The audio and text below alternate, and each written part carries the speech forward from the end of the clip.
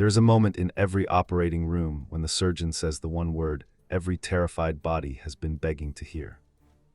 Relax. A drip line opens, the room goes soft at the edges, and within seconds, a body that was screaming in pain a moment ago lies still, smiling almost, while a scalpel opens skin it should be fighting to protect. That's not peace, that's anesthesia, and there is a version of it happening right now, every Sunday, in buildings with better sound systems than most concert venues. You know the feeling, you've walked into a service that felt good, lights dimmed just right, a song that gave you chills, a message that landed exactly where you needed it to land, wrapped up before it got uncomfortable. You left lighter than you came in. And somewhere in the parking lot, a quiet thought crossed your mind that you didn't have language for yet. Why doesn't any of this actually change me? There is a moment in every operating room when the surgeon says the one word every terrified body has been begging to hear. Relax. A drip line opens, the room goes soft at the edges, and within seconds, a body that was screaming in pain a moment ago lies still, smiling almost, while a scalpel opens skin it should be fighting to protect. That's not peace, that's anesthesia, and there is a version of it happening right now, every Sunday, in buildings with better sound systems than most concert venues. You know the feeling, you've walked into a service that felt good, lights dimmed just right, a song that gave you chills, a message that landed exactly where you needed it to land, wrapped up before it got uncomfortable. You left lighter than you came in. And somewhere in the parking lot, a quiet thought crossed your mind that you didn't have language for yet. Why doesn't any of this actually change me? Here's the answer nobody wants to give you because it sounds like an attack on something you love. It isn't, it's a diagnosis. And a diagnosis, unlike an accusation, is something you can actually survive. Comfort doesn't heal a wound, it only stops you from feeling it.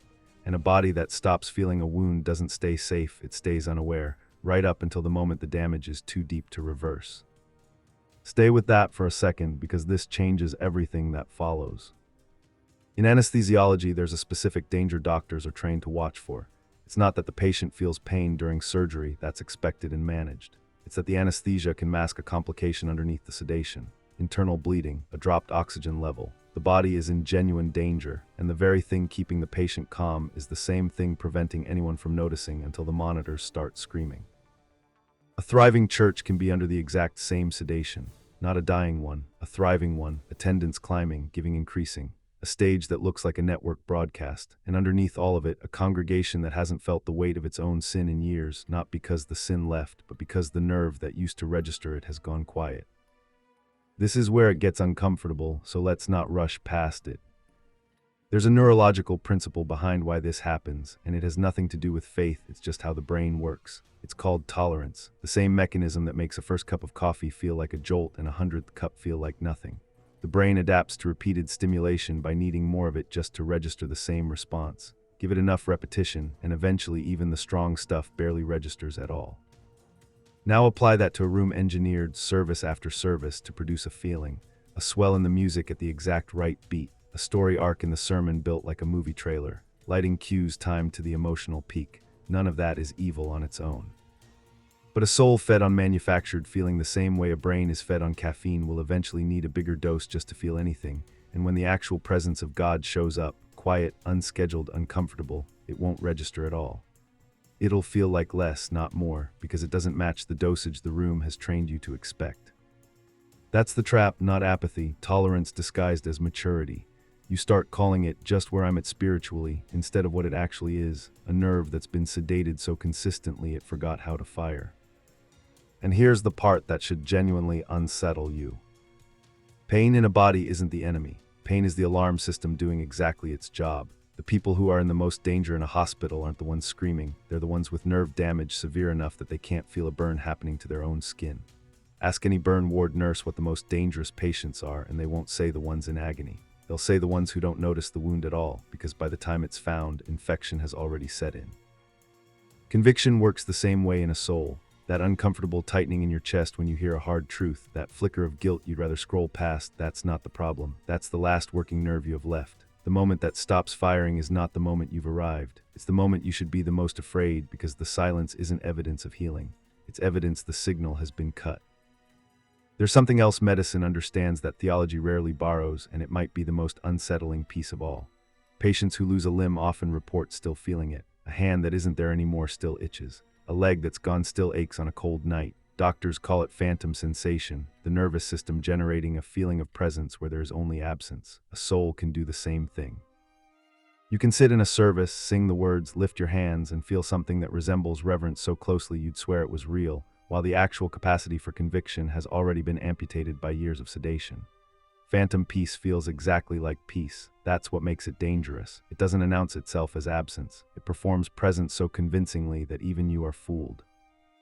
Look back at one of the oldest letters ever written to a church. Not a dying one, one with a reputation, known for being alive, respected in its city, busy by every visible measure, and the assessment given to it wasn't you're losing members or your programs are failing. It was colder than that. You have a name that you are alive, but you are dead. The building was full. The nerve was gone. Nobody in that congregation woke up that morning deciding to go numb.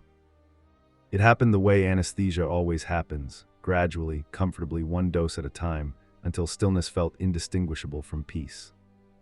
So here's the question this video actually exists to put in front of you, and I'm not going to soften it with a worship music voice.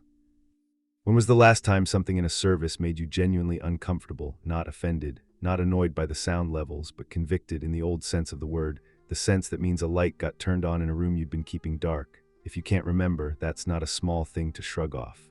That's the monitor flatlining while everyone in the room keeps smiling because the drip is still running. Here's what makes this survivable, because a diagnosis without a next step is just cruelty dressed up as insight. Anesthesia wearing off hurts. Anyone who's had surgery knows that the moment feeling comes back is the moment the real pain starts, and it is also, without exception, the first sign that the body is healing instead of hiding. The goal was never to stay numb forever. The goal was always to wake up. A patient who never comes out of sedation isn't recovering. They're on a ventilator, kept alive but not living. Waking a soul back up doesn't require a bigger stage or a louder set. In fact, it usually requires the opposite. It starts absurdly small, silence instead of a curated moment, a single verse read slowly instead of skimmed for sermon point, an honest prayer that admits you can't feel anything right now instead of performing that you do. Nerves that have gone quiet don't come back with a jolt. They come back with unglamorous repetition, the same way feeling returns to a foot that's fallen asleep, pins and needles before it's ever comfortable again, an ache before there's ever relief. That discomfort is not a setback. It is proof the sedation is finally wearing off. It means the signal is reconnecting, and reconnection always feels worse before it feels like anything at all. There's one more thing worth sitting with before you go. The most dangerous churches were never the empty ones. Empty rooms don't fool anyone. It's the full ones, the ones with growth charts pointing up and lines out the door, that make numbness the hardest to detect, because success has a way of being mistaken for proof of life. A pulse can be strong on a monitor while the patient underneath it is already gone. Growth measures a room. It was never designed to measure a soul. So before you walk into a room this week that's going to feel good, ask yourself the only question that actually matters. Is this making me feel something, or is it making me feel nothing, dressed up well enough that nothing feels like peace? Because a full room and a flat line can look identical from the outside. Only one of them is still alive.